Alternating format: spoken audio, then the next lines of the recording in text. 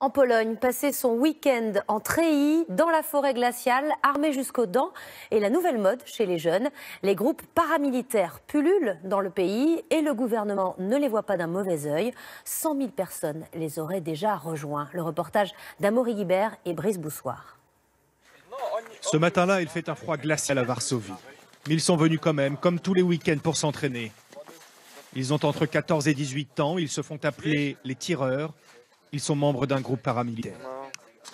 Je viens même quand je suis malade. J'aime bien l'ambiance, on se connaît bien, c'est comme une famille. Ils ont eux-mêmes acheté leur matériel, comme ces armes factices, et malheur à celui qui oublie son équipement. Tu vas porter cette bûche, ça va t'apprendre qu'il ne faut pas oublier ton arme, compris? Ce n'est pas un club de loisirs. Malgré leur jeune âge, ils s'entraînent comme de vrais militaires. Vous me recommencez ça, encore une fois. Celui qui les encadre est un militaire professionnel. Il consacre tous ses week-ends de libre à cette milice. L'objectif, inculquer à ces jeunes le goût de l'effort et en faire peut-être de futurs soldats. Ils doivent se préparer à la guerre quand c'est la paix. Il faut prendre conscience qu'on est polonais et qu'il faut défendre la patrie. Mais la défendre contre qui? C'est depuis la guerre en Ukraine et les tensions avec la Russie que ces organisations paramilitaires ont le vent en poupe.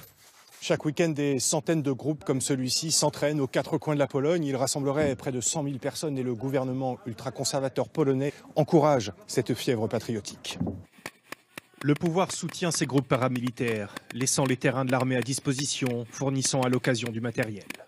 Il a aussi mis sur pied une force territoriale constituée de civils, 35 000 hommes supplétifs de l'armée. Réservistes ou miliciens, le pays se militarise toujours plus, une situation dénoncée par l'opposition polonaise. Ces unités ont un niveau de recrutement très bas.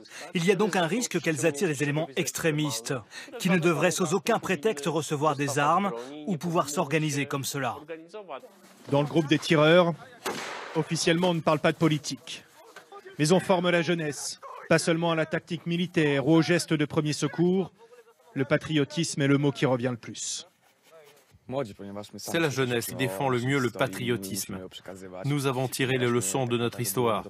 C'est aux jeunes de transmettre cela alors que les plus vieux nous quittent. Et ils vont continuer de s'entraîner toute la matinée, à la dure. En Pologne, la scène n'a plus rien d'inhabituel. Des milliers de jeunes passent ainsi leur week-end. Aux États-Unis,